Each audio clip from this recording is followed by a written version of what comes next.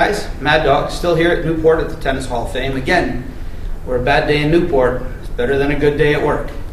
So we're talking about the evolution of rackets, part 2, and this is the metals. In the late 60s, Wilson came out with the Wilson T2000, which was a steel racket used by Billie Jean King and Jimmy Connors. If you were a stringer, this was the nightmare of nightmares because it was brutally difficult to string. But this changed the game in a big way because we went from wood into a steel and metal category.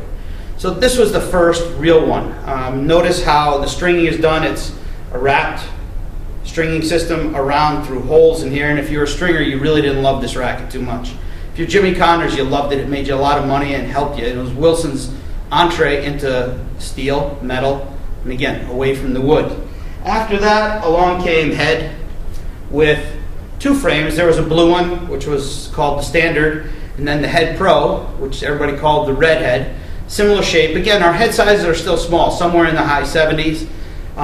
This was a metal frame. Again, added more power to the game, changed the pace, brought the game to another level. After that, Arthur Ashe, who we're going to talk about probably later today as well, came out with a composite, which was a head frame, where they took fiberglass and some graphite and put it with the metal.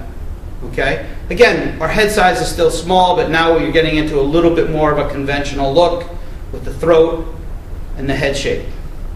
And the last one we have in this category was the foray into a real high modulus graphite or higher modulus graphite and away from the metal into the graphite strictly was the Wilson Ultra. And after this comes the Pro Staff, but this was a great frame, had a lot of power, and again, increased the way the game was played power-wise, started to push people back at the baseline somewhat. You still serve and volley with this racket, but again, we're going with a small head size, really stiff, rigid racket, and this was the introduction of Wilson's PWS, perimeter weighting system. If you notice right here on the frame, now it's a standard on all Pro Staffs, you see it has that little bump. That's what this was, the PWS.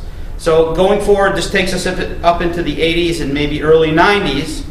And the next category we're going to talk about after this in terms of game changers is the oversized stuff and the wide body stuff. So we'll talk to you soon.